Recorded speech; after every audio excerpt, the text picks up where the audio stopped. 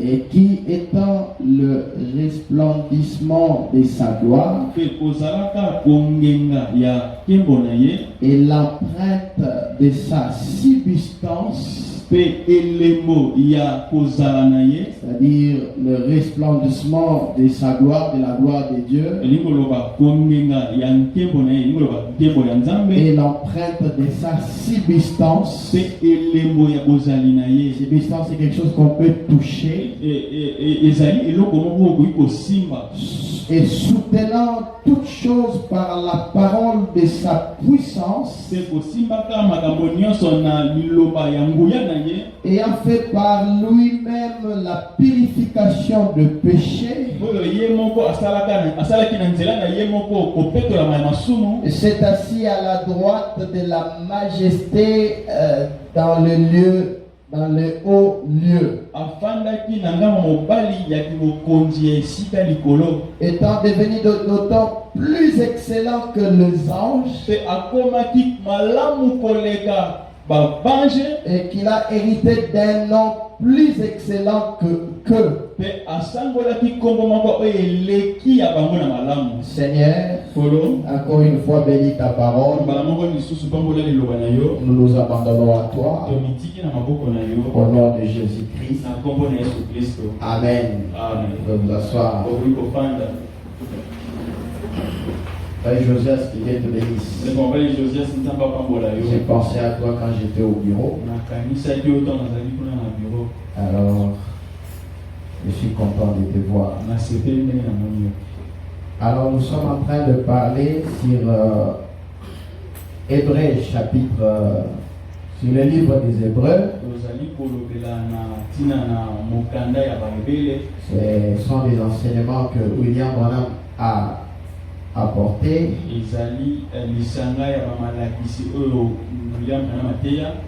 Et nous avons depuis le mercredi commencé avec Hébreux chapitre 1.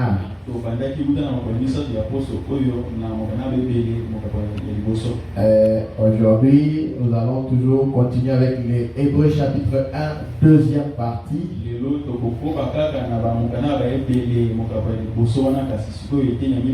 Et comme les autres n'étaient pas le mercredi, on va essayer de nous rattraper pour qu'on soit tous à la page.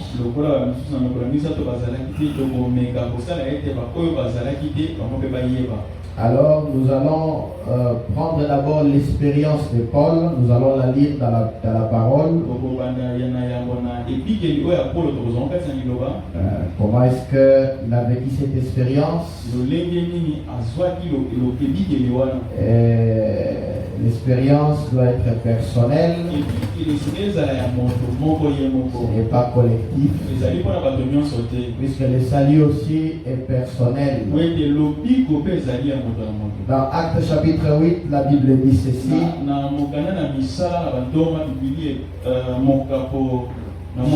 Actes chapitre 8. Saul avait approuvé le maître d'Étienne. Le maître Kobomama. Et il y a ce jour une grande persécution contre l'église de Jérusalem. Et tous, excepté les apôtres, se dispersèrent dans le contrée de la Judée et de la Samarie. C'est-à-dire Saul avait approuvé. Il n'avait pas pris les pierres pour lancer, mais il a tenu les habits de ceux-là qui lançaient les pierres contre Étienne.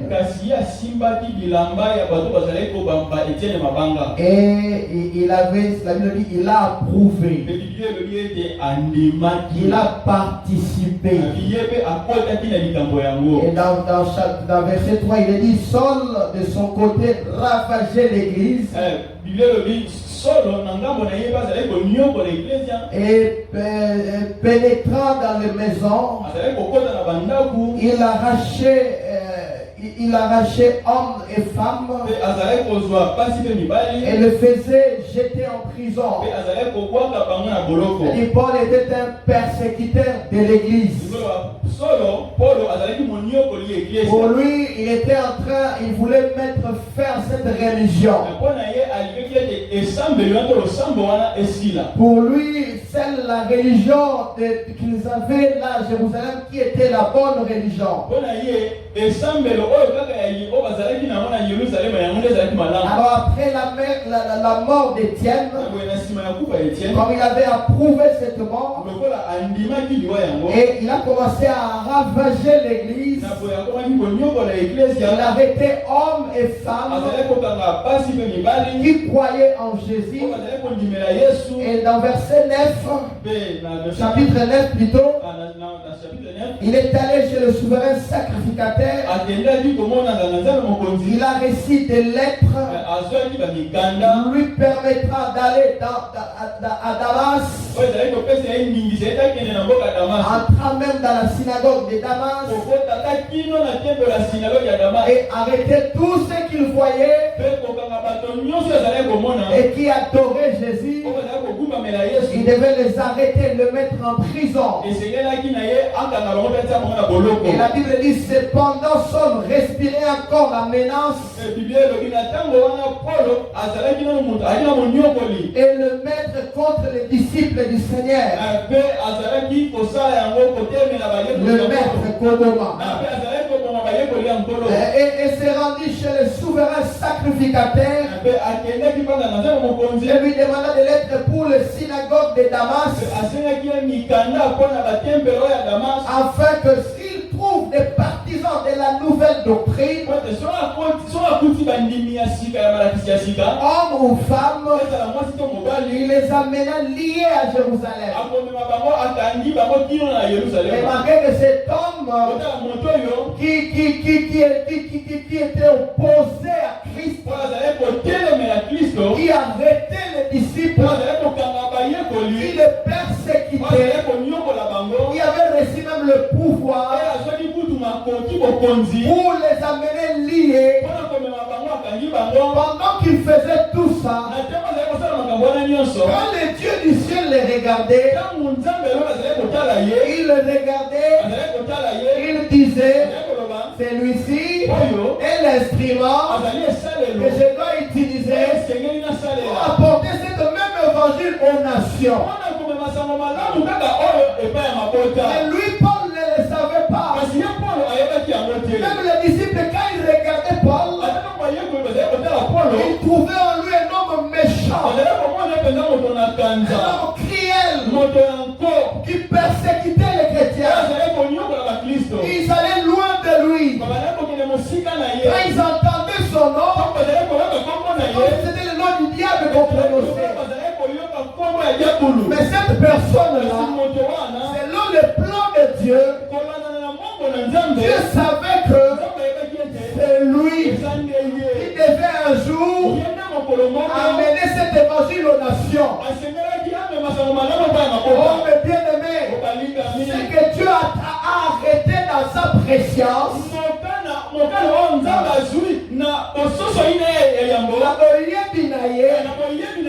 Dieu l'accomplira certainement.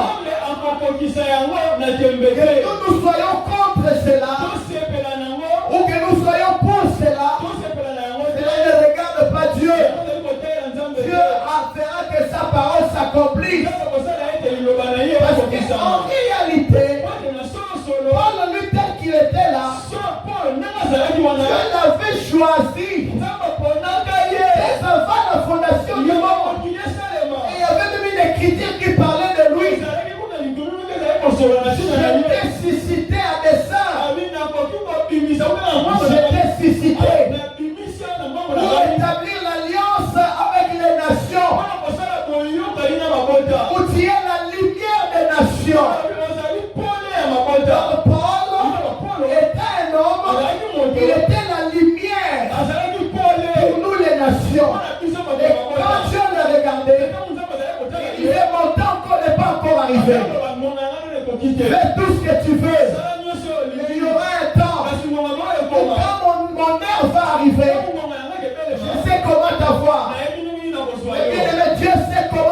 savoir. Peu importe combien nous fouillons Dieu comment, il sait nous avoir. Il saura pour te ramener dans sa volonté. Amen. Alors Paul persécutait les chrétiens. Comme il était en chemin et qu'il approchait de Damas, tout à coup une lumière venant du ciel resplendit autour de lui. Il tomba par terre et il entendit une voix qui lui disait: Saul, Saul, pourquoi me persécutes-tu? Il répondit: Qui es-tu, Seigneur? Paul ne pouvait pas appeler n'importe quoi Seigneur. C'était une érudit de la Bible. Il ne pouvait pas appeler n'importe quoi Seigneur. Il savait que cette lumière ici, cette lumière qui était avec nos pères dans le désert et qui les avait conduits. Et c'est pourquoi il a dit: Qui es-tu, Seigneur? Et le Seigneur dit: Je suis Jésus que tu persécutes. Il te sera dit de régimer contre les aiguillons. Et tremblant et saisi d'effroi, il dit: Seigneur, que veux-tu que je fasse? Le Seigneur lui dit: Lève-toi, entre dans la ville. On te dirait ce que tu dois faire. Les hommes qui l'accompagnaient demeurèrent stupéfaits. Ils entendaient bien la voix et ils ne voyaient personne. Et il est fort qu'ils n'ont même pas vu la lumière. C'est le Paul qui a vu la lumière. Ils ont entendu la voix, mais ils n'ont vu personne. Oh, merci Seigneur. C'est comme quand Jésus était là. Et pendant qu'il parlait, il y avait le tonnerre qui a grondé. Un seul tonnerre a grondé. Et lui, il a entendu la voix. Jésus avait entendu la voix, c'est que le tonnerre disait. Mais les autres qui étaient là, ils ont entendu le tonnerre. Oui, mes frères, si tu n'es pas prédestiné à ce chose, on peut prêcher ce chose comme on veut. Ça te passera au-dessus de la tête. Mais si tu es prédestiné à cela, tu crieras avec force: Alléluia. Je vois maintenant la chose. Parce que il n'y a que les élus qui peuvent voir ce que Dieu fait aujourd'hui. Les hommes qui l'accompagnaient demeuraient stupéfaits. Ils attendirent bien la voix, mais ils ne voyaient personne. L'homme s'éleva de terre. L'homme s'éleva de terre. Et quoique ses yeux furent ouverts, il ne voyait rien. On le prit par la main, on le conduisit à Damas. Il resta 3 jours sans voir. Il ne mangeait ni ne but. Oh, il a fait à Damas un disciple nommé Ananias. Tu as ces disciples partout. Dans la forêt équatoriale, là où tu ne peux pas penser que quelqu'un est là, ils seront là. Parce que l'évangile est prêché partout maintenant. Il y avait un disciple nommé Ananias. Le Seigneur lui dit dans une vision: Ananias. Il répondit: Me voici, Seigneur. Et le Seigneur lui dit: Lève-toi, va dans la rue qu'on appelle la droite, dans la maison de Judas.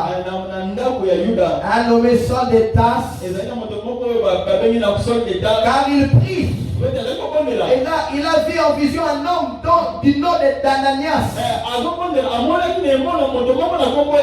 qui entrait et qui lui imposait les mains afin qu'il recouvrât la vie. Et regardez la réaction d'Ananias. Ananias répondit: Seigneur, j'ai appris de plusieurs personnes tout le mot que cet homme a fait à dessein dans Jérusalem. Et il a ici le pouvoir de la part des principaux sacrificateurs pour lier tout ce qui invoque ton nom. Et le Seigneur lui dit: va, car cet homme est un instrument que je choisis pour porter mon nom devant les nations, devant les rois, devant les fils d'Israël. Et je lui montrerai tout ce qu'il doit souffrir pour mon nom. Je lui montrerai comment il doit souffrir pour mon nom. Si c'était toi et moi qui aimons la facilité, qui n'aimons pas souffrir, on allait dire: moi la souffrance je n'en veux pas. Dieu lui dit: moi-même je lui montrerai comment il doit souffrir à cause de mon nom. Amen. Et frère Madame dit, Hébreux chapitre 1, il dit: Paul, pendant qu'il était en route vers Damas, un jour aux environs de midi, une grande lumière resplendit et l'a jeté à terre. Personne d'autre que Paul ne l'a vu. Je vais vous faire remarquer ça ici même. Or, ceci n'est pas par rapport à moi, mais juste pour nous amener à voir le contexte, pour que vous sachiez que c'est même Jésus. Pourquoi? En effet, quand il était sur terre, il dit: je suis venu de Dieu et je retourne à Dieu. Or, quand il conduisait les enfants d'Israël, il était la colonne de feu. Il a été fait chair, puis il est retourné à cette même colonne de feu. Et quand il a rencontré Paul sur le chemin de Damas, il était cette colonne de feu, cette lumière. Voyez, une grande lumière. Et Paul a dit: qui est celui que je persécute?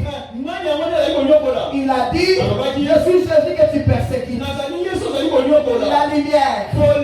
Paul persécutait la lumière. Quand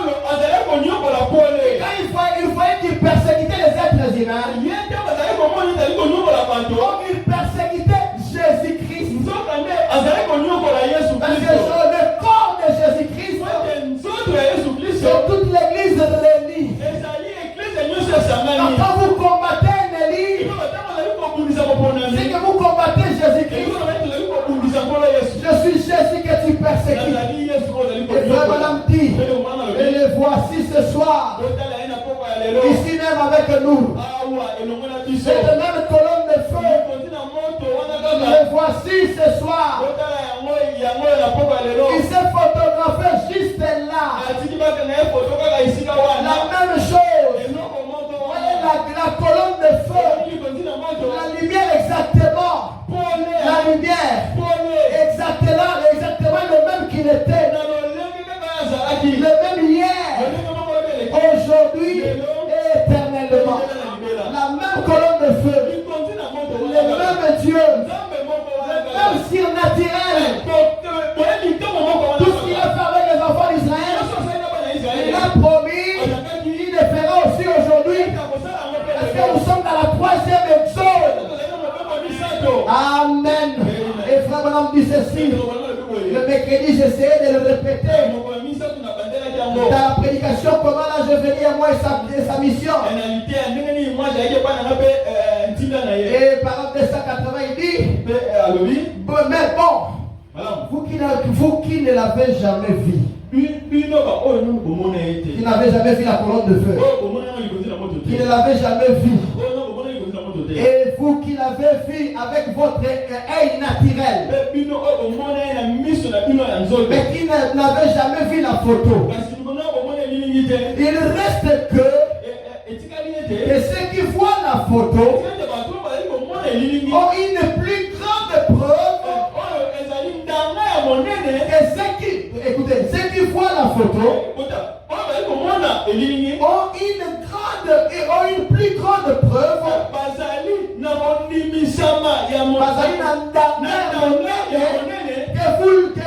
que vous qui l'avez vu avec votre œil naturel. Donc vous qui avez vu la photo, cette photo de la colonne de feu, vous avez une plus grande preuve que celles qui l'ont vu avec leur œil naturel. En effet, avec votre œil naturel, vous aurez pu faire une erreur. Vous aurez pu faire erreur. Ça aurait pu être une illusion optique. Vraiment, dit pas vrai. Mais c'est là, ce n'est pas une illusion optique. Et ici, c'est la vérité. Les recherches scientifiques a démontré la vérité. Donc le Seigneur Jésus a accompli ceci.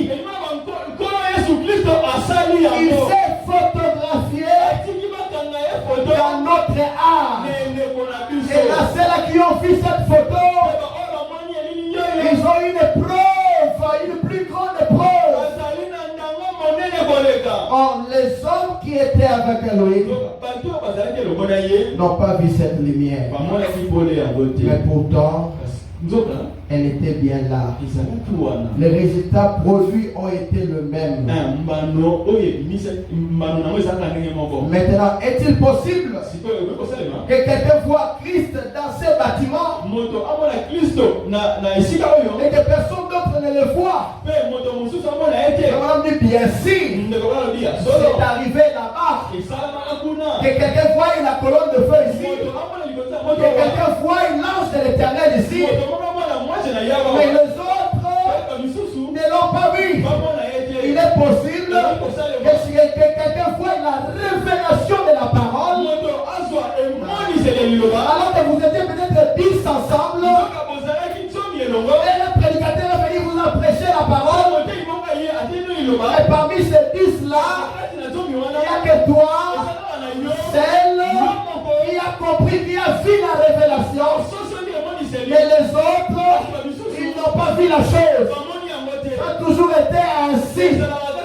On peut être 10 dans la famille, peut-être un seul seulement croira.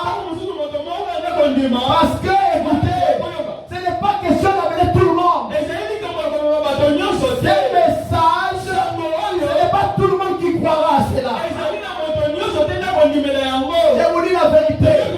Et tout comme Jésus n'est pas venu pour mourir pour tout le monde.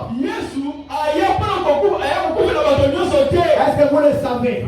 Que Jésus n'est pas venu mourir pour tout le monde. Mais il est venu mourir. C'est là dont le nom était écrit dans le livre de vie de l'agneau. Donc il avait vu d'abord et qu'ils avaient le désir d'être sauvés.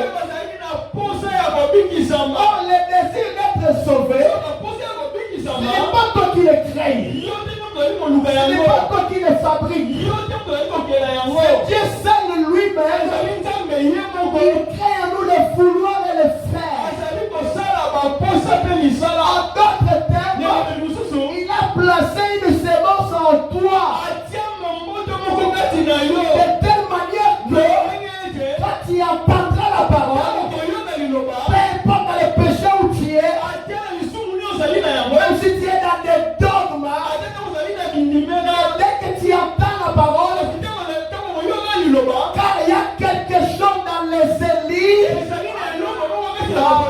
Amen, amen. Il y a quelque chose dans les églises. Ils reconnaissent la vérité. Je vous dis la vérité. Quand Abraham était sur le chêne de Mamré, et nous sommes les enfants d'Abraham, il était assis sur le chêne de Mamré. Il a vu 3 hommes. C'était des hommes ordinaires qui paraissaient comme des voyageurs. Ils n'étaient pas habillés, je ne sais pas, des habits royaux. Ils étaient habillés normalement, comme tous les passants. Abraham s'assit sur le chêne de Mamré. Pendant qu'il méditait, il leva les yeux. Il vit 3 hommes. Il y avait quelque chose en lui qui lui a dit: ces gens ici, ce ne sont pas les gens de la terre, mais l'un d'eux, c'est Elohim. Remarquez, Abraham n'était pas un idolâtre. Quand il est venu vers ces hommes, il s'est adressé à celui qui était au milieu. Il a appelé Seigneur. Abraham dit: ça signifie Elohim. Il y a quelque chose dans les élites.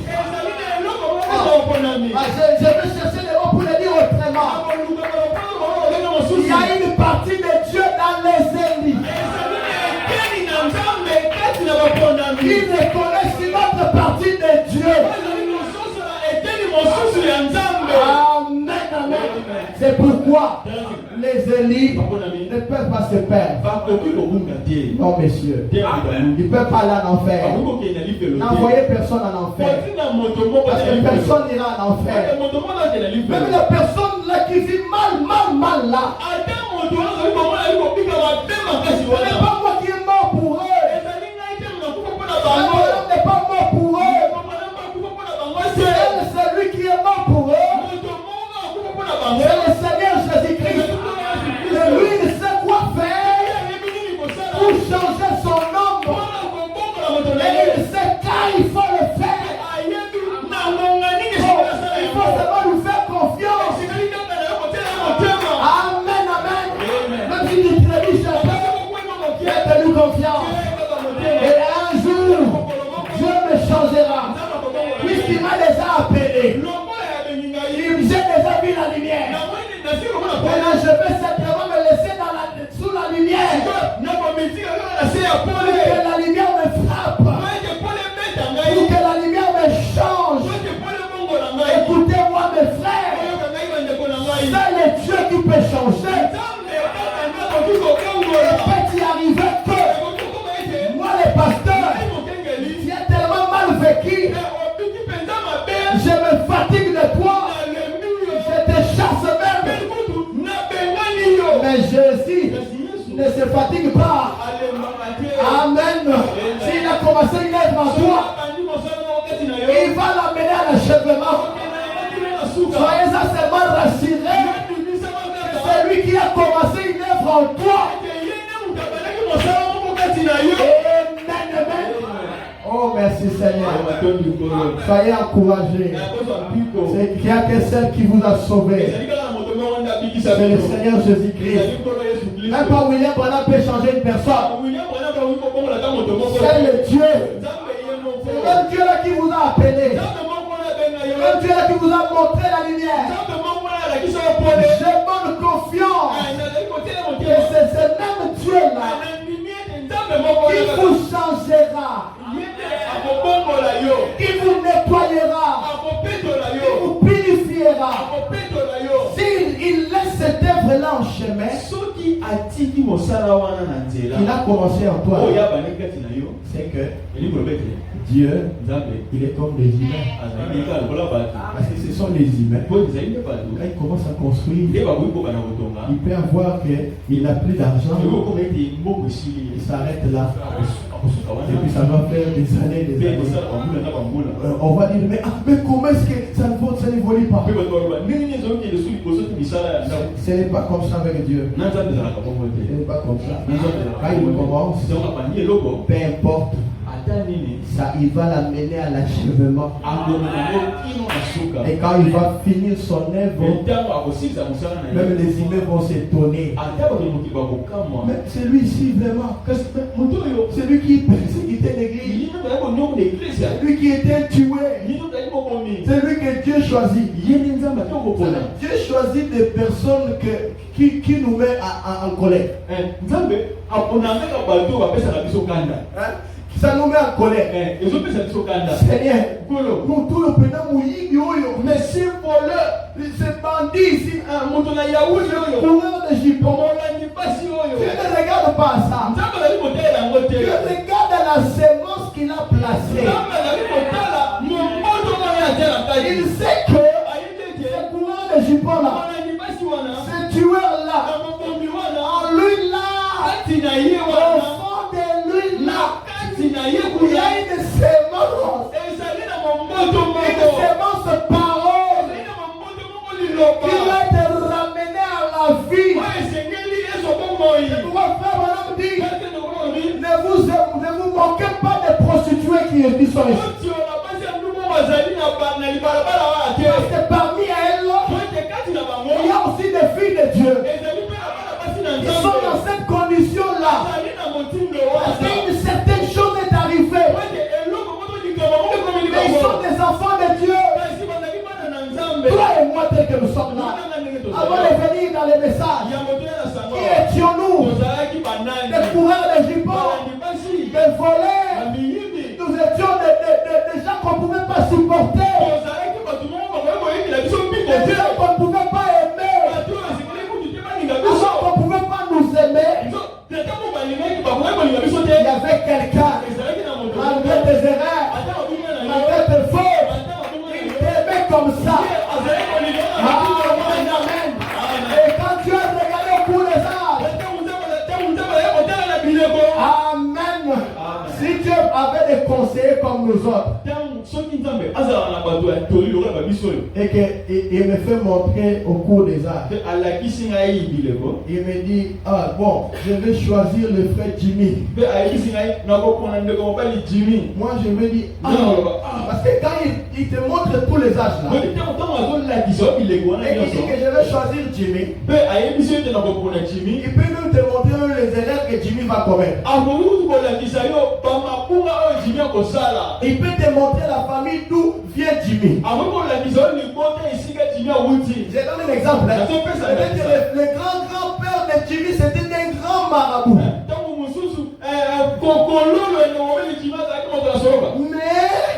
Dieu regarde, Jimmy devait sortir de là. Malgré les erreurs de Jimmy, malgré les fautes de Jimmy, Dieu a dit, je l'ai choisi comme ça.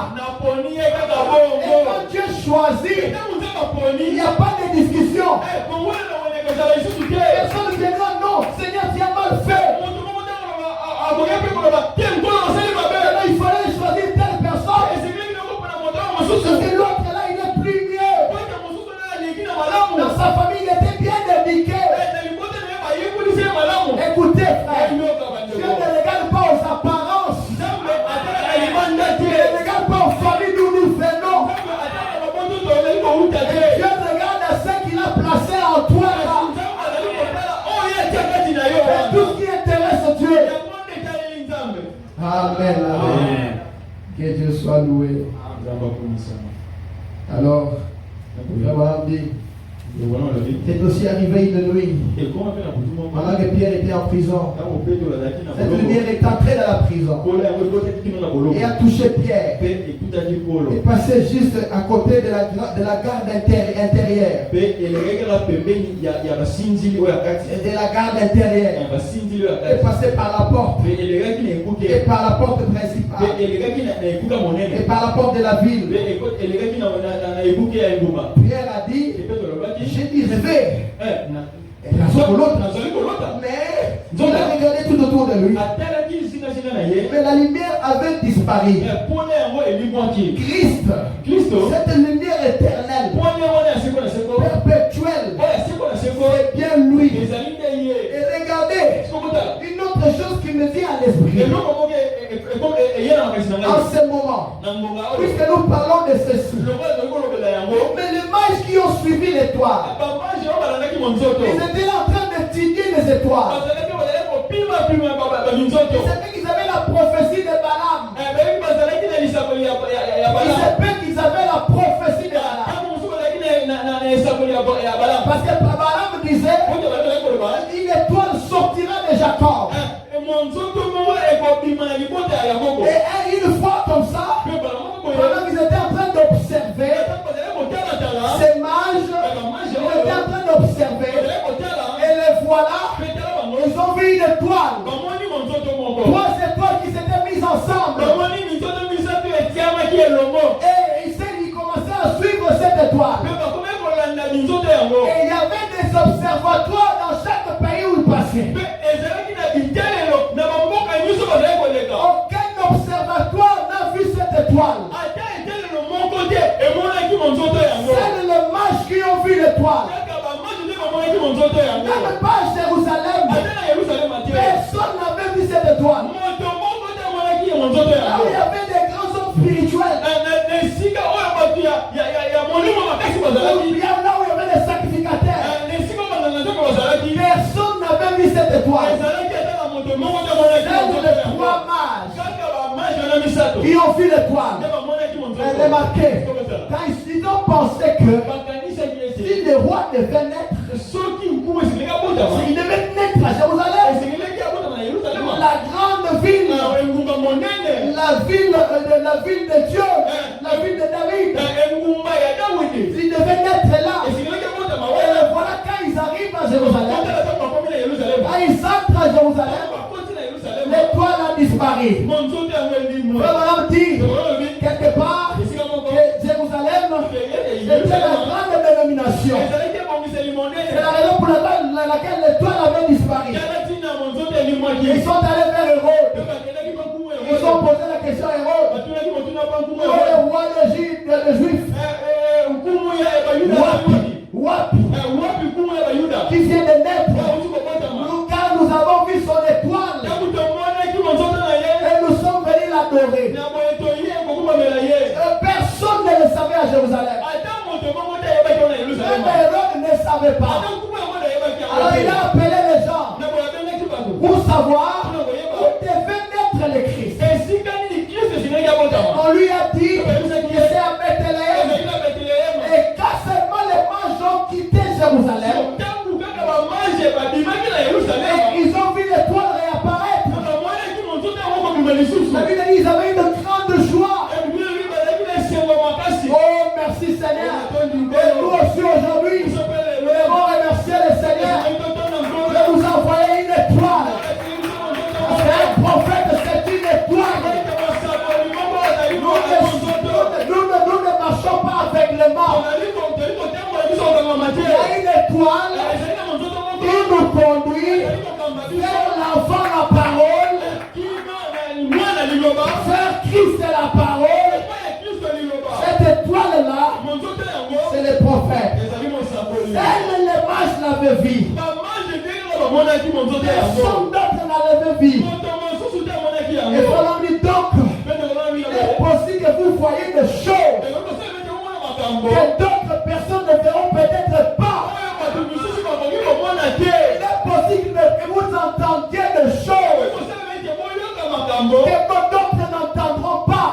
Il est possible que tu entres dans une dimension spirituelle que d'autres n'ont pas.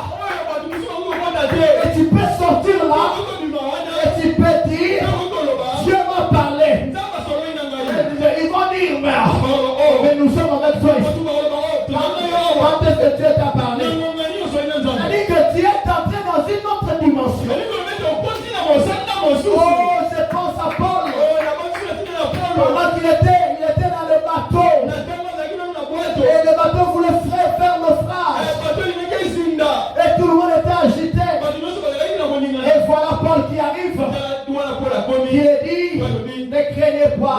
C'est vrai qu'on va faire naufrage, mais personne ne mourra. Parce que l'ange de l'Éternel, dont je suis le serviteur, m'est apparu. Oh mes bien-aimés, je prie que Dieu vous fasse grâce. Que cette année, nous sentions dans des dimensions spirituelles. Que nous ne restions pas que des bébés. Non. Il y a des dimensions à monter. Oh, j'aime ceci. Remarquez que l'apôtre Jean, dans l'île de Patmos, il nous dit que j'étais ravi en esprit. Il était déjà ravi. Mais si vous regardez encore plus loin, il dit que la foi lui a dit, Jean, monte ici. Il était déjà dans une certaine dimension. Mais la foi lui a dit, monte encore un peu plus loin. Ah, je prie que tu montes, frère. Montez dans la spiritualité. Montez.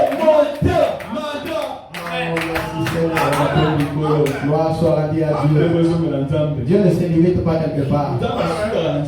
Dieu monte. Aujourd'hui, il peut te parler par un songe. Et là, tu peux entendre la voix audible. Et le jour qui va suivre là-bas, Dieu peut te parler à partir de ton cœur. Dieu peut même, si quelqu'un s'abandonne totalement à Dieu, Dieu peut lui parler même par sa pensée. Tu pensais, ah, ça c'est moi. Non, ce n'est pas toi. C'est Dieu qui te parle en utilisant ta pensée. Le problème c'est de vous abandonner simplement. Et les gens qui vivent dans cette sphère-là spirituelle, ils sont mal compris. Ils sont mal compris. Parce qu'ils sont dans une autre dimension. Oh, merci Seigneur. Il dit, vous pouvez, il est possible que vous voyez des choses que l'autre personne ne verra peut-être pas. Pour vous, c'est une réalité. Pour lui, il ne comprend pas. C'est comme une conversion. Vous pouvez être converti et jouir des bénédictions de Dieu. Vraiment, vous abreuvez des bénédictions de Dieu. Et l'autre personne assise à côté de vous, peut-être il dira, je ne vois rien du tout. Je ne vois rien du tout. Voyez, voilà. Je ne saisis vraiment pas. Je ne vois pas du tout de quoi il s'agit. Eh bien, il ne le saisit tout simplement pas. C'est tout. Alors que vous, oui, vous le saisissez. Mais l'autre ne le saisit pas. Amen. Il s'agit simplement de la prédestination. Comment expliquer les Juifs qui attendaient le Messie? Ils chantaient même les cantiques attendant le Messie. En disant il va venir. Quand le Messie viendra, soudain il entrera dans son temple. Mais quand le Messie en question est venu, il ne pouvait pas le voir. Il ne pouvait pas le saisir. Ça a toujours été ainsi. Et ça sera toujours ainsi. Ce n'est pas tous les membres de ta famille qui croiront à ce message. Non. Que nous voulons que tous les membres de nos familles soient sauvés. Moi, je veux que tous les membres de ma famille soient sauvés. Et cela ne dépend pas de moi. Cela ne dépend ni de celui qui veut, ni de celui qui court, ni parce que tu as beaucoup prié,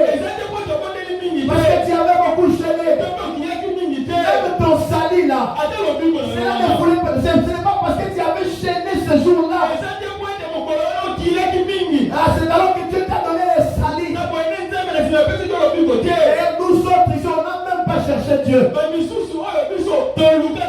Personne d'entre nous n'a cherché Dieu. Dieu comme la mère aigle. Comme il savait que ses enfants sont partout dans le monde. La mère aigle a pris son envol. Il a quitté l'éternité. Et il a commencé à crier. Luc 17:30. Apocalypse 17. Il a commencé à crier. Nous, là où nous étions dans la basse-cour, dans l'église protestante, dans l'église pentecôtiste, dans l'église kimbangiste, dans l'église catholique, là où nous étions là, on a entendu le son. C'est entré dans nos oreilles. Et on s'est dit que c'est comme si j'avais déjà entendu cette voix. Effectivement, c'est la vérité. Nous l'entendions là dans l'éternité. Là dans l'éternité. Nous attendons cette voix-là. Quand il nous a parlé sur la terre, on a reconnu que ça c'est Dieu. Ça c'est notre Père. Et il nous a dit, tu n'es pas un poulet, toi. Tu es un aiglon. Tu vois tes ailes que tu as là. Tu vois tes ailes que tu as là. C'est puissant. Tu peux battre tes ailes. Tu peux monter loin. On a essayé. On a un peu monté.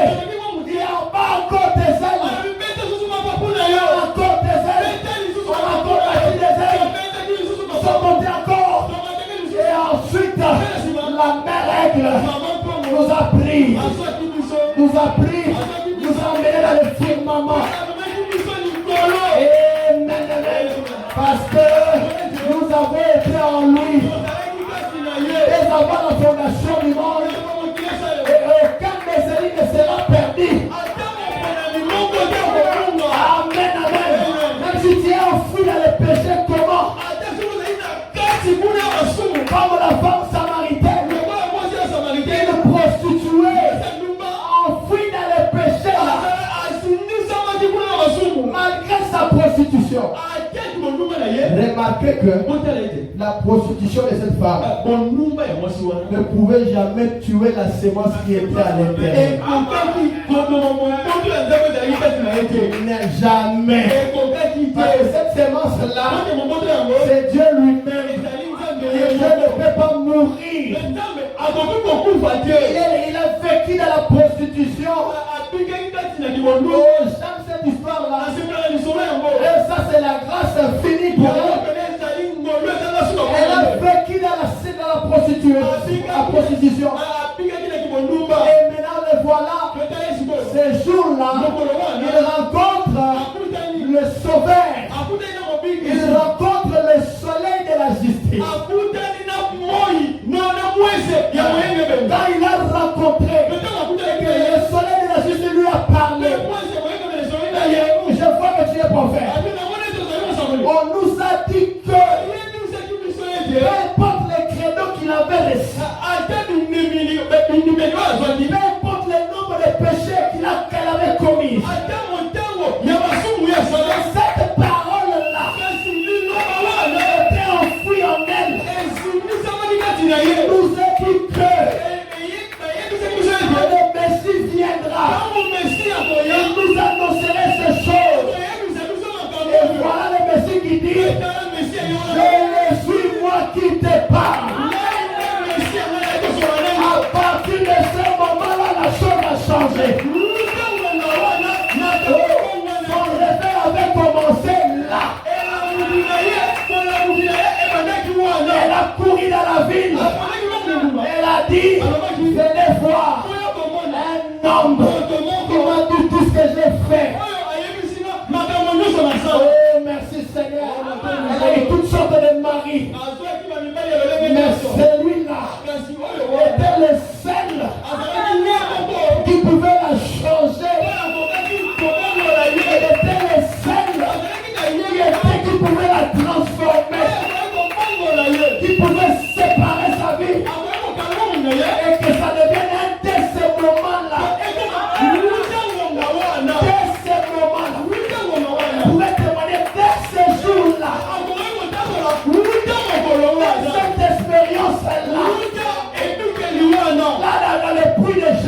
Depuis que j'ai rencontré cet homme-là,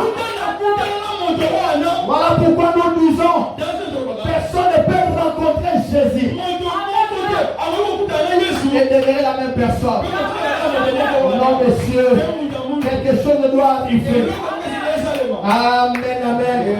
Et frère Paul dit, nos frères vont dire, il dit, celui-ci, quand il a fait cette expérience, avant de faire une telle chose, Paul était un bibliste.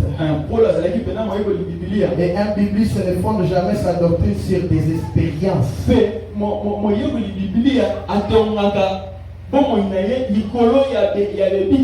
Non, messieurs, ils ne fondent jamais leur doctrine sur des expériences. On peut avoir n'importe quelle sorte d'expérience, mais elle doit être ainsi dit le Seigneur. On dit c'est vrai. On dit, remarquez à l'époque, il y avait 3 moyens par lesquels il pouvait découvrir des choses de la part de Dieu. Le premier était le prophète. Le deuxième était un songe. Et le troisième était l'Urim Tumim. Et aucun d'eux ne voulait répondre. Aucun ne voulait répondre à Saoul, le roi. Eh bien, vous savez ce qu'est un prophète? Vous savez ce qu'est un songe spirituel? Vous savez ce qu'était l'Urim Tumim? Vous savez, l'autre jour, j'ai demandé à un homme quelque chose au sujet de l'Urim. Et cet homme n'a pas pu me dire ce que c'était l'Urim Tumim. Évidemment, c'était Dieu qui répondait par ces choses. Et il y a le produit de contrefaçon de chacun. Ces 3 choses-là. Le devin, le faux prophète, le voyant qui vit par une boule de cristal. La boule de cristal. Voyez, eh bien, l'Urim Tumim était accroché à la poitrine d'Aaron. J'avais pris un exemple, je crois c'est là. C'était accroché à la poitrine d'Aaron.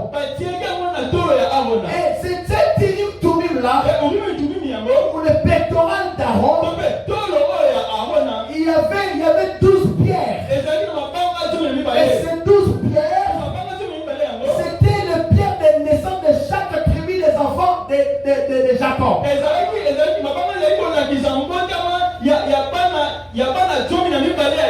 Alors quand il y avait un songeur, quand quelqu'un avait un songe, il devait amener ce songe devant l'Urim Tumim. Et si l'Urim Tumim ne faisait pas briller ses lumières, et que ça restait calme, à ce moment-là, c'est que la chose ne venait pas de Dieu. Quand quelqu'un avait une prophétie, quand on amenait cette prophétie-là devant l'Urim Tumim, si l'Urim Tumim ne bougeait pas, à ce moment-là, peu importe combien la chose était correcte, combien la chose paraissait bon, prenez cela, mettez cela de côté. L'Urim Tumim la couvrait de pierres. On l'accrochait dans les temples. Quand il n'était pas certain, quand ils n'étaient pas des gens, ils allaient devant Dieu pour la réponse. Et une lumière brillait sur cette Urim Tumim pour faire savoir si c'était la la volonté de Dieu ou pas. Et quand l'Urim Tumim ne répondait pas, eh bien ça c'était la réponse directe de Dieu. Maintenant, l'Urim Tumim aujourd'hui, le diseur de Bonaventure a pris une boule de cristal pour imiter cela. Une fausseté. Et Dieu est dans une trinité. Le pouvoir de Dieu sont dans une trinité. Et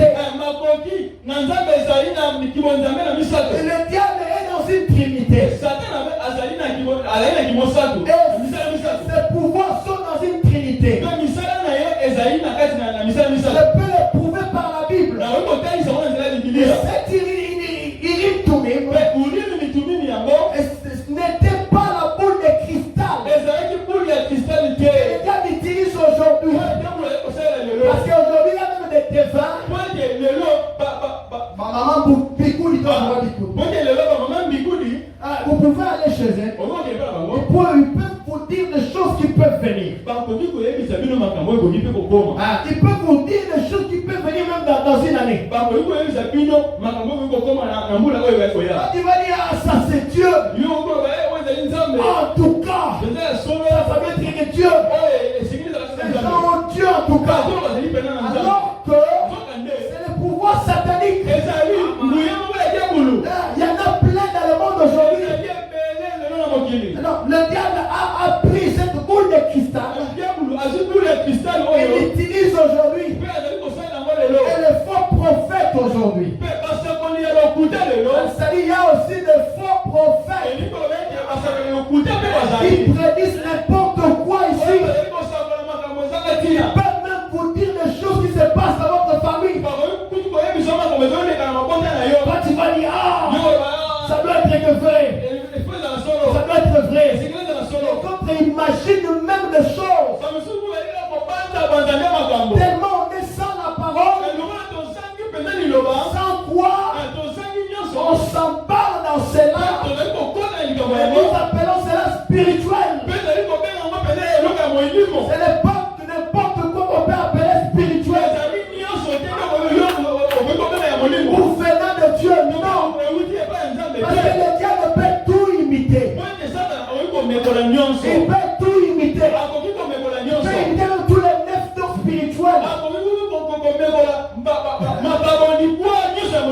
peut même parler en langue. Il peut fabriquer les langues. Comme les gens fabriquent des langues aujourd'hui. Il prêche. Et que je prêche là.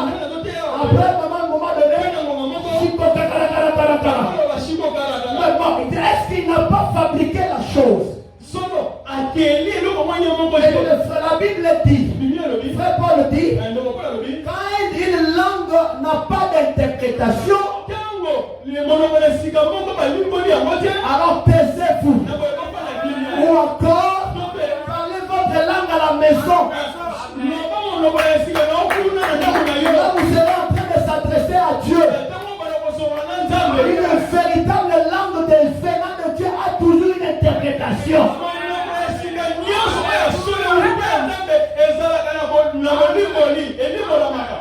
On prêche directement.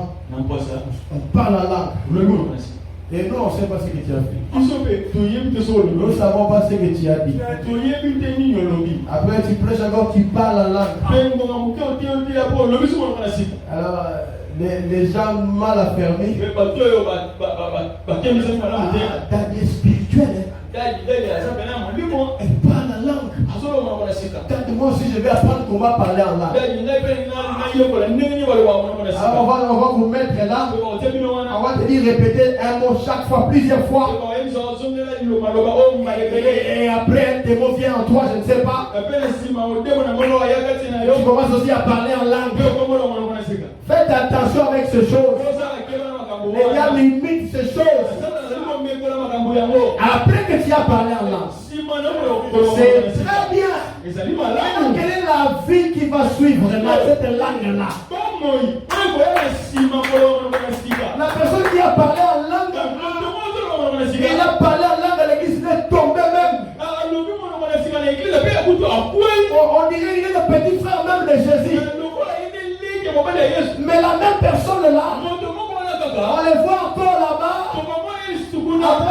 danser pour le monde, en train de prendre un peu de la bière, je douterai de te parler en langue là.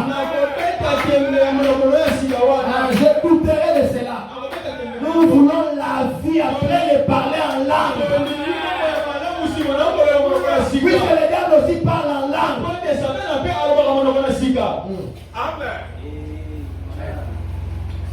Les faux prophètes aujourd'hui, ils sont pleins aujourd'hui.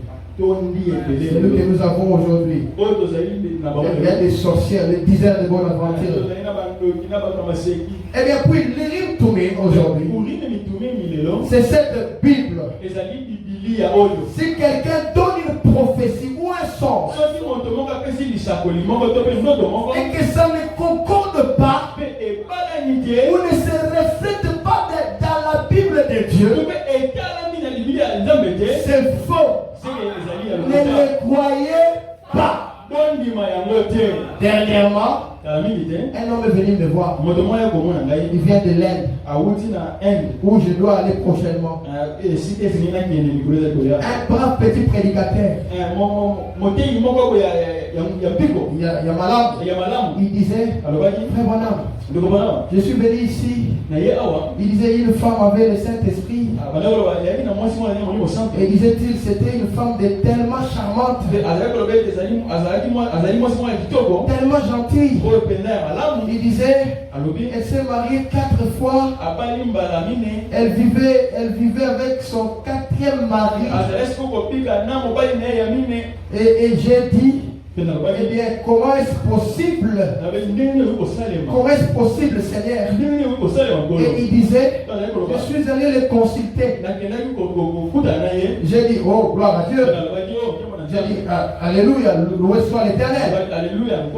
Tout simplement, ce genre d'écart-là, vous savez, il a dit, alléluia, loué soit l'Éternel. Il a dit, le Seigneur m'a dit, voici je vais te donner un songe. La femme lui a dit que voici je vais te donner un songe. Pour lui, c'était le Seigneur qui avait dit. Et il a dit, je ne veux que ma femme, je l'ai vu qui vivait en adultère. Elle est revenue vers moi. Et elle a dit, oh, veux-tu me pardonner, Victor? Veux-tu me pardonner? Eh bien, je dis, bien sûr que je veux te pardonner, te reprendre. Et il a dit alors, c'est ce que je fais. Et il a dit, voyez-vous, j'ai pardonné. J'ai dit, Victor, votre songe était bien beau, mais c'est le diable qui vous l'a donné. Il a dit, comment ça? J'ai dit, il ne concorde pas avec la parole de Dieu. Elle vit dans l'adultère. Absolument. Elle ne peut pas vivre avec 4 hommes. Exact. Si elle quittait celui-là, elle retournait à son premier, elle se retrouve dans une situation pire qu'au départ. Elle doit vivre seule. Donc si elle divorce avec son mari, elle doit vivre seule jusqu'à la fin de sa vie. J'ai dit, vous le savez, cela ne concorde pas avec la parole de Dieu. Votre songe était faux. Et j'ai dit, il ne concorde pas du tout avec ceci, la parole. Ça ne concorde pas avec la parole.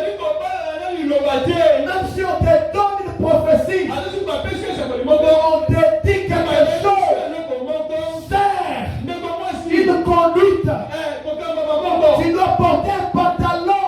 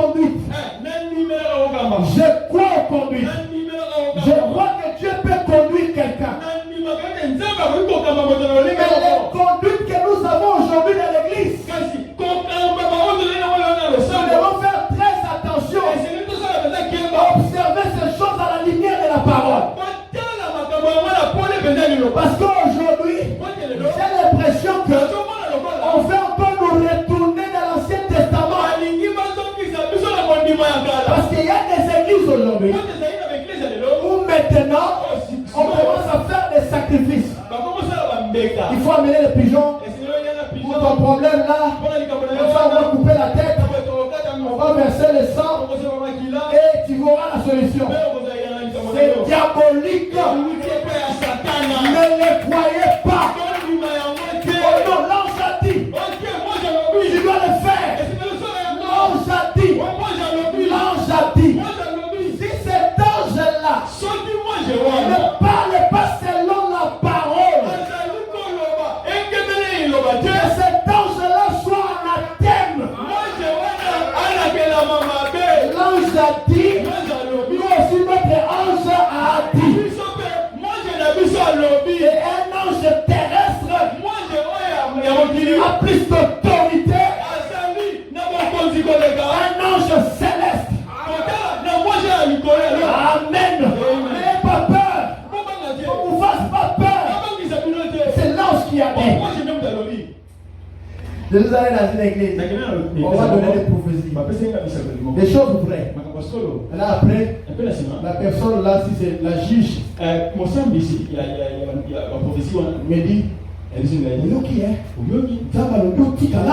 Dieu a dit,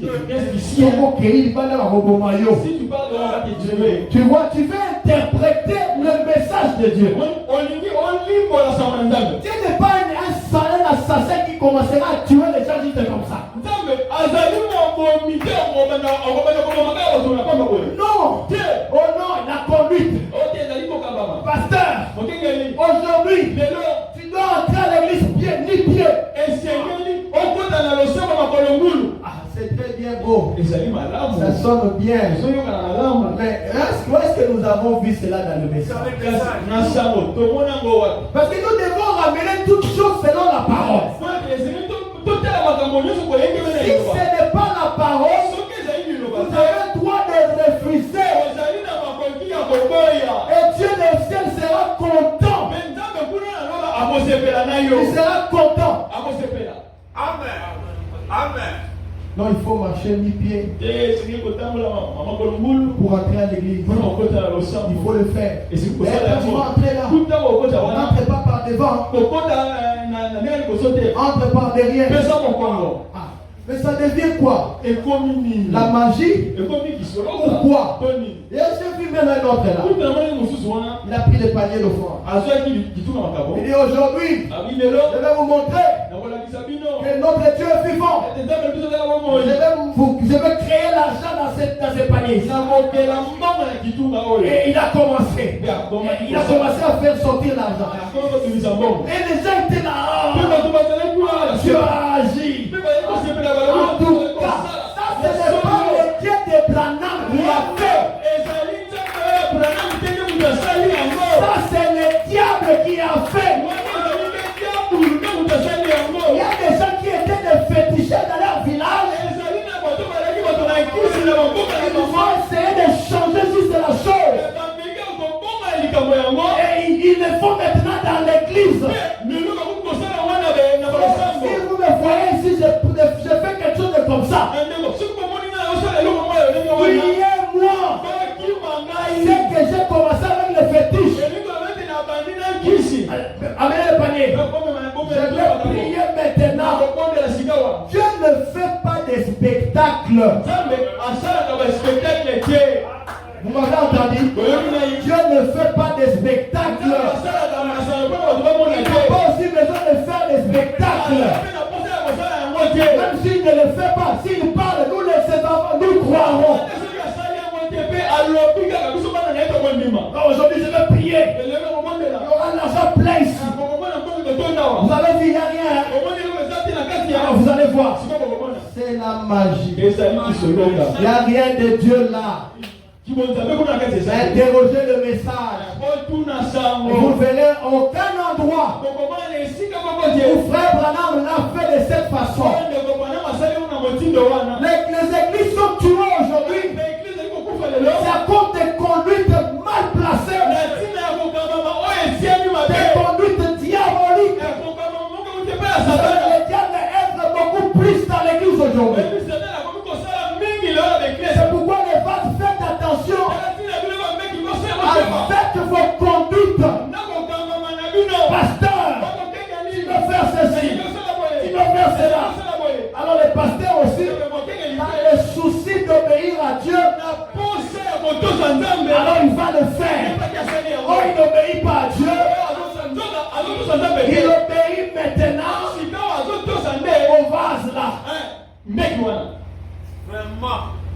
Et c'est comme s'il y a une maladie. Quand on prêche, si ce jour-là le vase ne donne pas de message, là le pasteur ne se sent pas bien. C'est pourquoi tu n'as pas donné de message. Avec un tel message puissant, tu devais donner des messages. Dieu n'est pas votre garçon de course. Il y a un moyen principal par lequel Dieu parle. Un moyen principal. Dieu parle par sa parole. Les prophéties, ce sont des moyens secondaires. Amen. Je préférerais de ne pas avoir de dons dans l'église. Mais de n'avoir que la parole.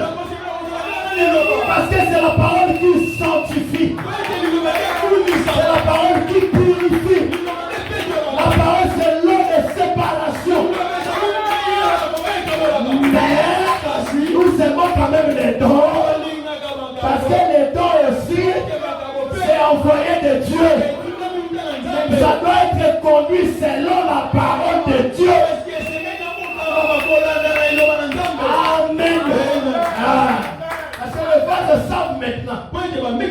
Dans notre église, le vase savent. Le pasteur aime ça. S'il prêche comme ça, il faut qu'il y ait des messages. Comme le pasteur aime ça, alors à chaque fin de message, même s'il n'y a pas d'onction, il se lève là. Et donne le message. Là, le pasteur se sent bien. En tout cas, c'est bien. Il y a des messages que Frère Branham a prêché puissamment.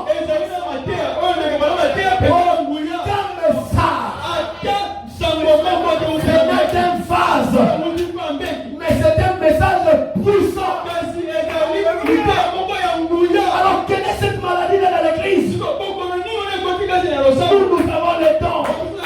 Vous l'avez dit. Nous avons le temps. Il y a des églises où il n'y a pas de dons.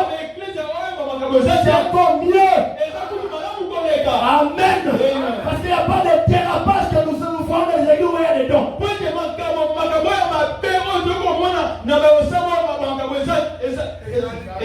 Mais aussi, beaucoup d'églises qui n'ont pas de dons ou qui ont rejeté les dons, plein de sorciers.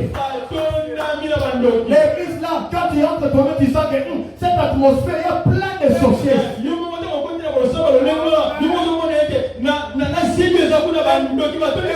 Écoutez, nous voulons la parole, nous voulons aussi les dons, nous voulons aussi la puissance, nous voulons voir l'équilibre. Frère Branham dit, les dons, c'est un désinfectant dans l'église pour chasser les mauvaises choses. Quelqu'un apprécié avec le péché, le vase se lève. Tu viens de quelque part. Nous voulons ça. Ça va amener la crainte. Amen.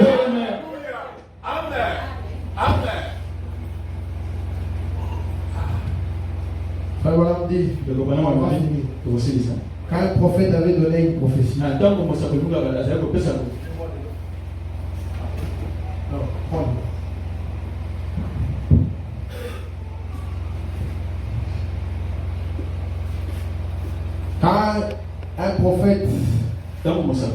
donné une prophétie, comprenez ici les prophètes dont Frère Branham parle,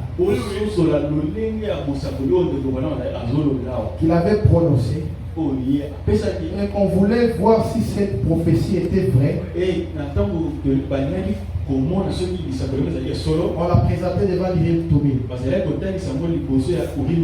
Et si la voix de Dieu faisait briller les lumières sur l'Urim Tumim, alors c'était la vérité absolue. Et si un homme donne une interprétation, donne un songe, donne quelque chose par rapport à la Bible, ou quoi que ce soit, et que ça ne s'accorde pas avec la Bible de Dieu, c'est faux. C'est ça l'Urim Tumim aujourd'hui. La parole de Dieu parle. C'est la voix directe de Dieu. Comme l'Urim Tumim. Il était avant que la Bible ait été écrite. Amen. On dit Alléluia. Et je me sens en quelque sorte religieux en ce moment. Et voici la vérité.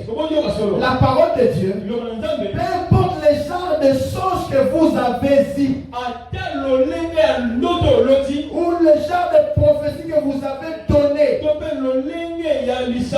si ce n'est pas la parole de Dieu, c'est faux. Si ça ne s'accorde pas avec cette parole, c'est ça le problème aujourd'hui.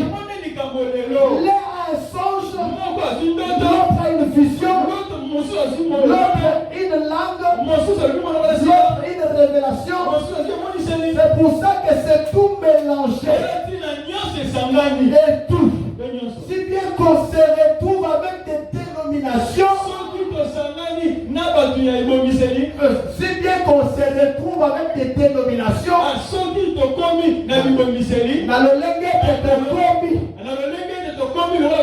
et la division partout. Vous deviez ramener cela à un fondement final.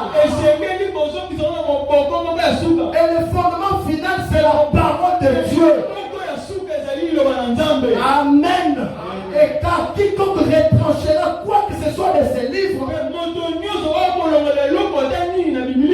y ajoutera quoi que ce soit, je ne veux rien de ce qui ne se trouve pas dans cette Bible.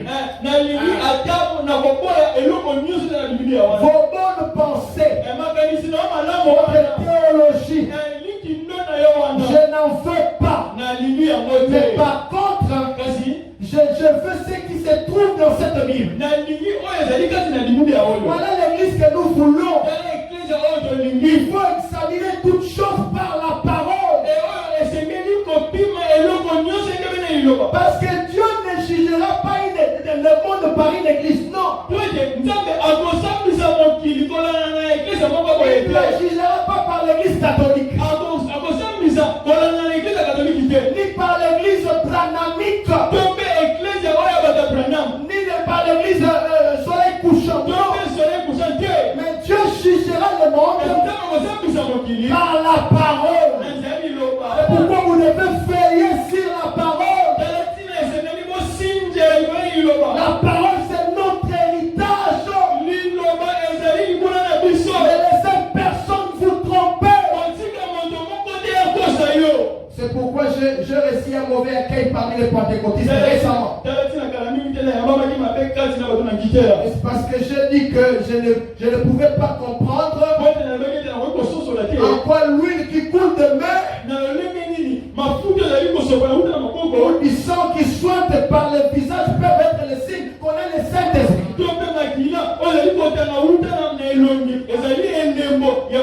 Voyez, il y a l'huile qui coule. C'est le signe que tu as le Saint-Esprit. Le sang qui coule, qui saigne par les mains ou par le visage. Ce n'est pas ça le signe qu'on a le Saint-Esprit. Non, monsieur, ce n'est pas parce qu'on a guéri le malade. Nous avons la guérison divine. C'est dans la rédemption. Mais nous ne pouvons pas nous accrocher tant à cela. On peut te guérir aujourd'hui de sida. On devait mourir par la même maladie. Mais ce dont nous avons besoin, c'est la guérison de l'âme. Quand l'âme est guérie, c'est pour toujours. C'est fini. Elle est scellée. le royaume des cieux. Sinon, on va nous tromper. Maintenant, on fait sortir de Magorodo. Même les lézards. On a fait sortir des côtes qui étaient ici.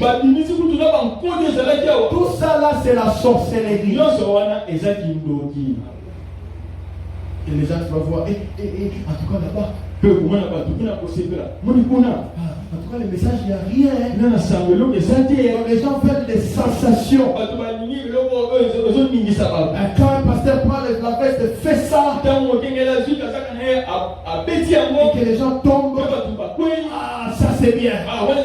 Les gens aiment les émotions. Les foulards, on jette les foulards, tout le monde tombe. Quand je vois un des prédicateurs là, jusqu'à il fait ça, tout le monde tombe. Et il est capable même de commencer à faire rire les gens.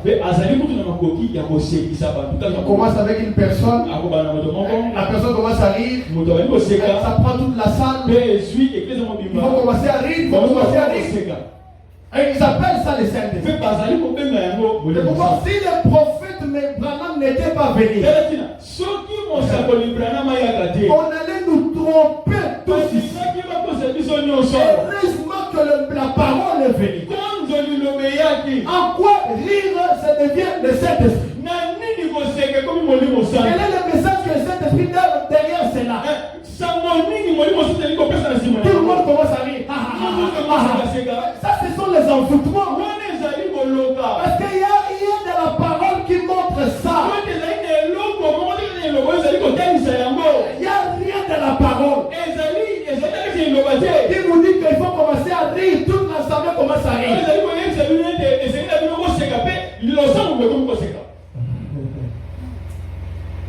Ah, que Dieu nous vienne. Alors Paul, voilà, il aimait beaucoup la parole. Donc avant de témoigner de la grande expérience qu'il avait vécue, il est allé vérifier cette expérience. Il est allé dans les déserts d'Arabie où il a fait 3 ans et demi presque. Il a sondé la chose pour voir sa véracité, pour voir si ça concordait. Ça concordait avec la parole. Donc Paul s'est d'abord rendu là-bas pour vérifier si l'expérience qu'il avait vécue concordait avec la Bible de Dieu. N'est-ce pas merveilleux aujourd'hui si les gens étaient de nouveau prêts à faire ça? Si nous veillons à ce que notre expérience concorde avec la parole de Dieu. Si ça ne s'accorde pas, alors notre expérience est fausse. Les Tumim ne s'éliminent pas. S'ils s'éliminent, Amen. Là, vous savez que c'est bon. Mais sinon, quelque chose pour avoir, peu importe, c'est que ça semble bon, que ça paraisse tout à fait juste. Si ces lumières ne brillent pas sur les rimes Tumim, c'était faux. Peu importe la grande expérience que vous avez vécue, combien elle peut sembler réelle, combien pertinente, combien instructive, un grand instrument pour gagner des âmes. Si la parole ne s'illumine pas, alors cette expérience est fausse. C'est vrai. Elle doit s'accorder avec la parole. Vous voyez ça dans la prédication prisonnière. Parole 70 dit, voyez, 3 ans et demi. Il a étudié la parole. Il a étudié la parole. Et Paul dit, Paul a découvert que, j'ai dit 3 ans et demi, là, versé dans la parole, découvrant que le même Dieu, que le Dieu même qui l'avait appelé, était en train de le ramener, de le changer, pour le changer son intellectualisme, de changer tout ce qu'il pensait jusque-là, tout ce qui devait être d'après sa forme, tout ce qu'il devait être d'après sa forme, toutes ses ambitions. Il s'est dépouillé, il est devenu un prisonnier. L'amour de Dieu a été si grand et la révélation si grande qu'il ne pouvait pas s'en éloigner. C'est là la vraie expérience de tout vrai croyant qui rencontre Dieu. Quand il rencontre Dieu, l'amour de Dieu est si grand, la révélation est si grande, il ne pourra pas s'en éloigner. Vous entrez en contact avec quelque chose de si grand que vous devenez prisonnier de quelque chose d'autre. Voyez, vous vous éloignez de tout pour vous rendre prisonnier de ceci, pour devenir prisonnier de ceci. Et frère Madame dit, laissez-moi seulement lire ceci. Paul savait que c'était ce que c'était. Et il a découvert qu'il était attelé à quelque chose. C'est comme quand vous en action un cheval. Voilà. C'est pour tirer quelque chose. Et Paul savait après cette expérience, les 3 ans et demi, au cours de ce qu'il était en train de comparer l'expérience qu'il avait eue avec la parole. Il s'est rendu compte que Dieu l'avait choisi et l'avait attelé par le Saint-Esprit. L'expérience qu'il avait de tirer l'évangile jusqu'à chez les gentils. Et l'Esprit lui-même l'avait attelé. Aujourd'hui, en tant que serviteur de Christ, nous sommes attelés, nous sommes attachés, nous ne pouvons pas aller nulle part sans que cela soit attaché à nous, sans que la parole soit attachée à nous. Nous pouvons aller nulle part sans que la parole soit attachée à nous, attelé à la parole. N'importe ce que quelqu'un d'autre dit, vous êtes attelé à cela. C'est là quelque chose qui fait que vous ne pouvez tout simplement pas vous en détacher. Vous avez été attaché par un jour à cela. Par un jour à cela. Par le Saint-Esprit, il vous a attaché par un jour à la parole. Et peu importe ce que quelqu'un d'autre dit, c'est toujours la parole qui compte. Attelé à cela, mis sous un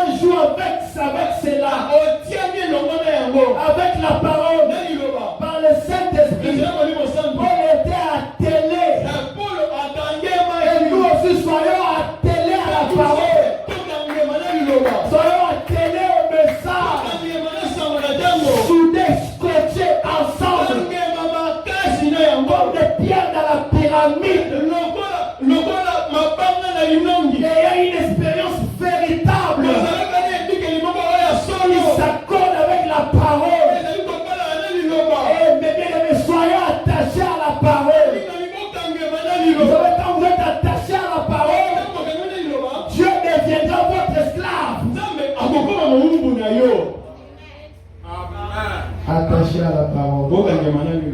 Rapidement, s'il vous plaît. Et quand Paul était attaché à la parole, partout il parlait de cette expérience. Il n'en avait pas honte. Il savait ce qui s'était passé. Nous voulons de telles expériences. L'expérience du buisson ardent. Où quelque chose se passe d'abord dans notre vie. Et Paul n'en avait pas honte. Tout on l'a mené en prison. On lui donnait l'occasion de témoigner. Il a témoigné. Il n'en avait pas honte. Parce qu'il était attaché à la parole. Oh, mais bien aimé, c'est glorieux d'être attaché à la parole. Ne soyez pas attaché au pasteur. Ne soyez pas attaché au pape. Ou à telle personne ou telle personne. Aucune personne ne vous amènera au ciel. Mais soyez attachés à Jésus-Christ. Et qui est Jésus-Christ aujourd'hui? Il est le message de l'air. Soyez attachés à lui. Et lui, la parole,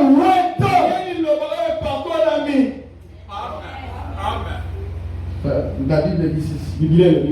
Paul témoignait devant Agrippa. Je vais lire ça et puis on va parler. Je vais lire ça, on va prier, je vais prier et puis on va partir. On l'a amené devant le roi Agrippa. On l'a accusé. Le roi Agrippa dit à Paul, il t'est permis de parler pour ta défense. Il t'est permis. Et Paul ayant étendu la main et se justifiant en ces termes, je m'estime heureux, roi Agrippa, d'avoir aujourd'hui à me justifier devant toi de toutes les choses dont je suis accusé par les Juifs. Car tu connais parfaitement leurs coutumes, leurs discussions. Je te prie donc de m'écouter avec patience. Un prisonnier qui dit au roi, je te prie de m'écouter avec patience. Écoutez ce que Paul dit. Ma vie, dès le premier temps de ma jeunesse, est connue de tous les Juifs. Puisqu'elle s'est passée à Jérusalem au milieu de ma nation. Puisqu'elle s'est passée ma vie au milieu de ma nation. Ils savent depuis longtemps. S'il fait le déclarer, le chef qui pharisien, selon la secte la plus rigide de notre religion. Et maintenant, je suis mis en jugement parce que j'espère l'accomplissement de la promesse de Dieu. Et de la promesse de Dieu qu'a fait à nos pères, à laquelle aspirent nos 12 tribus, et qui servent Dieu continuellement jour et nuit. Et pour cette espérance, ô roi, que je suis accusé par les Juifs. Quoi, vous semble-t-il incroyable que Dieu ressuscite les morts? Je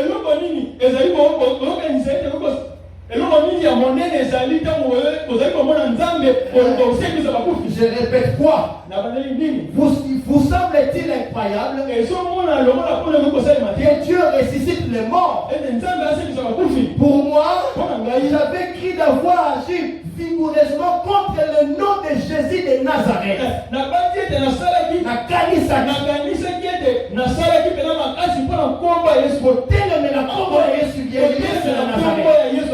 C'est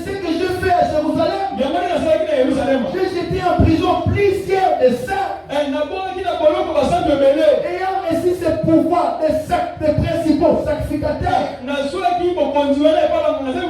quand on les mettait à mort, je joignais mon suffrage à celui des autres. Je les ai souvent châtiés dans toutes les synagogues. Je les forçais à blasphémer.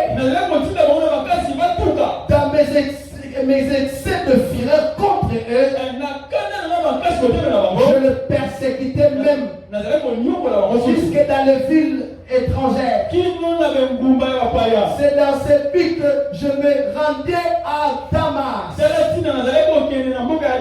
me rendis à Damas avec l'autorisation et la permission des principaux sacrificateurs. Vers le milieu du jour, oh roi, je vis un chemin resplendir autour de moi. Et de mes compagnons, une lumière venant du ciel, dont l'éclat surpassait celui du soleil. Nous tombâmes tous par terre. J'ai entendu une voix qui me disait en langue hébraïque: Saul, Saul, pourquoi me persécutes-tu? Désirais-il de régimer contre les aiguillons? Je répondis: Qui es-tu, Seigneur? Le Seigneur dit: Je suis Jésus que tu persécutes.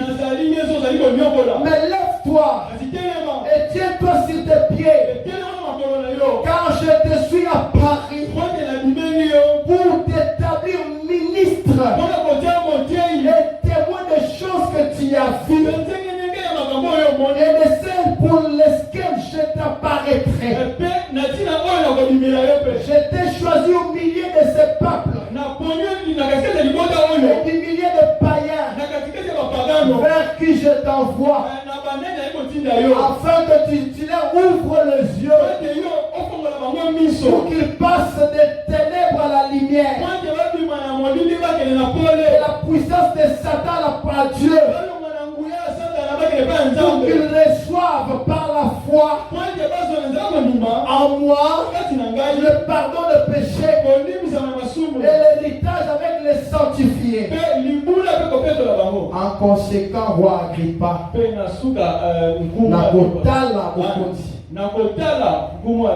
je n'ai point résisté à la vision céleste.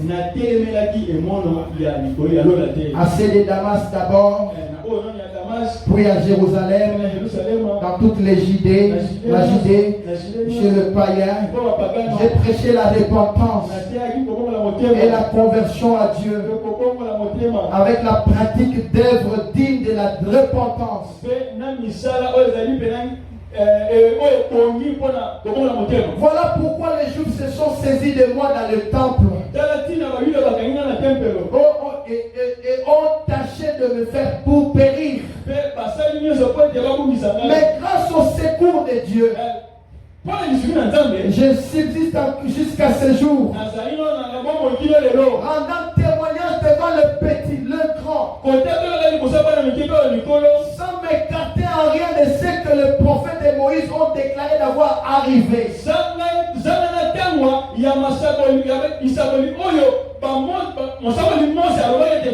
Et savoir que le Christ souffrirait et que ressusciter le premier d'entre les morts, il annoncerait la lumière au peuple et aux nations. Alors comme il parlait ainsi pour sa justification, Festus dit à haute voix: Tu es fou, Paul. Ton grand savoir te fait déraisonner. Je ne suis pas fou. Très excellence, répliqua Paul. Ce sont au contraire des paroles de vérité et des bons sens que je prononce. C'est-à-dire le message, ce sont des paroles de vérité.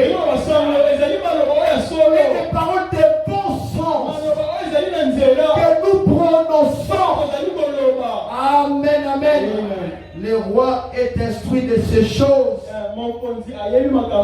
Je lui en parle librement. Car je suis persuadé qu'il n'ignore aucune. Puisque ce n'est pas en cachette qu'elles se sont passées. Regarde maintenant. Crois-tu au prophète, roi Agrippa? Je sais que tu crois. Agrippa dit à Paul, tu vas bientôt me persuader de devenir chrétien. Paul répondit que ce soit bientôt, que ce soit tard. Plaise à Dieu que non seulement toi, mais encore tous ceux qui m'écoutent aujourd'hui, vous devenez tel que je suis chrétien, à l'exception de ces liens. Quel courage! C'était une expérience qu'il a vécue, que personne ne pouvait changer ça. Personne ne pouvait venir dire à Paul que Jésus n'est pas Dieu. Parce qu'il avait expérimenté. Et vous savez que de tous les prophètes, de tous les apôtres, les plus grands apôtres, c'est Paul. Pierre pourrait dire, c'est moi qui est le plus grand. Pierre dit, Paul, tu sais, moi j'ai dormi avec lui, j'ai mangé avec lui, j'ai marché avec lui. Frère Branham dit, l'homme de la rue aussi a marché avec lui. Il a mangé aussi avec lui. Mais Paul l'a rencontré dans sa forme de logos. Il a parlé. C'est pourquoi il était le plus grand des prophètes. Et il a reçu plus de révélations que eux tous. Oh mes bien-aimés, mais j'aimerais dire ceci.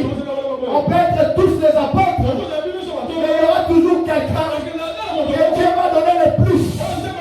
Il va mettre au-dessus des autres. Ou encore, il va oindre plus que les autres. Ça a toujours été ainsi. Et ça sera toujours ainsi. Oh mes bien-aimés, ma prière sincère, comme nous avons déclaré que cette année, c'est l'année des grands exploits. Je prie mon frère, que Dieu donne à chacun une expérience. Une expérience telle que il pourra raconter aux gens. Quand les gens entendront cela, ils seront persuadés à devenir chrétiens comme vous l'êtes. Oh, je ne sais pas. Si je n'étais pas chrétien, c'est que je serais. Si Jésus n'était pas mort pour moi, je ne sais pas ce que je serais. Mais bien-aimés, que Dieu vous donne une expérience. Faites-lui confiance. Amen. Celui qui me cherche me trouve. J'ai toujours dit, hier je disais à Dieu, dans ma prière, qu'est-ce que Moïse avait fait pour que tu viennes à lui dans la bouche ardente? Qu'est-ce que Paul avait fait pour que tu lui apparaisses dans la grande colonne de feu? Qu'est-ce qu'ils avaient fait? Et Paul allait son chemin pour aller persécuter les chrétiens. Et toi tu l'as rencontré. Alors combien plus forte raison? Moi qui te cherche, moi qui te veux, moi qui te désire, les expériences chrétiennes, j'en veux encore et encore et encore, mais que cela s'accadre avec la parole. Si cela ne s'accadre pas avec la parole, je laisse ça de côté. Et laissez-moi ajouter, les expériences chrétiennes changent de vie. Ça change de vie. Oh mon Dieu, c'est tellement si puissant, si fort.